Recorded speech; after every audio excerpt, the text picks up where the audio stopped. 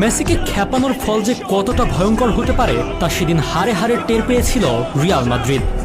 ওই দিন কিছু বুঝে ওঠার আগেই বার্নাব্যুর গ্যালারিতে থাকা ৮০,০০০ দর্শককে থমকে দিয়ে তিনি জানান দেন, মেসি রাজত্ব এই তো এখানে, রিয়ালের মাটিতেই খুঁটি গেড়ে গেলাম। সাল ২০১৭ এল ক্লাসিকো নামটা যেন সার্থক হয়েছিল ২৪ এপ্রিলের সে ম্যাচে। কি ছিল না তাতে? আক্রমণ, পাল্টা আক্রমণ, গোল, পাল্টা গোল। খেলোয়াড়দের মেজাজ হারানো, নাটকীয়তা সবকিছু যেন পর্ষা সাজিয়ে বসেছিল রিয়ালের মাঠ সান্তিয়াগো বার্নাব্যুতে। ছিল লাল কার্ডও। ২-২ ড্রয়েই খেলা শেষ ভেবে টিভি রিমোট অনেকে হাতে নিয়েছে কি নেয়নি। সেই মুহূর্তে দৃশ্যপটে আবারও লিও মেসি, যিনি এর আগেও করেছেন এক গোল।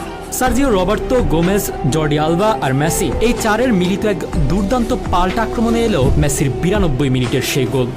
সে গোলের পর মেসি রমন জার্সি খুলে করা আইকনিক সেলিব্রেশন আজও অজানা অনেকের। সচরাচর ঠান্ডা মাথার লোকটা হঠাৎ কী কারণে এত রেগে গিয়েছিল?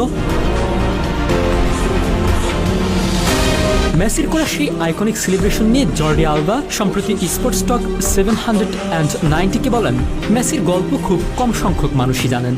কেন তিনি গোল করার পর শার্টটি তুলেছিলেন।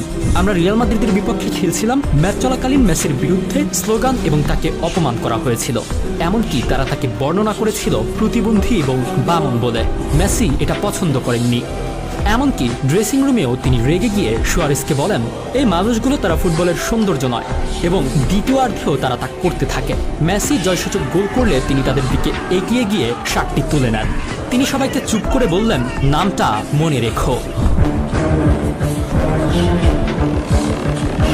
ম্যাচের যোগ করার সময় রবার্তো নিজেদের সীমানা থেকে বল নিয়ে প্রায় একক প্রচেষ্টায় রিয়ালের সীমানায় এসে বল বাড়ান গোমেজের কাছে। গোমেজ বলটি বাই ঠেলে দেন আলবার কাছে। মেসি তখনও বক্সে নেই, কিন্তু আলবা জানেন কখন থাকবেন মেসি। সেই হিসেব করেই যেন নিখুঁত এক পাস ঠেললেন। ঠিক সময়ে হাজির হলেন মেসি।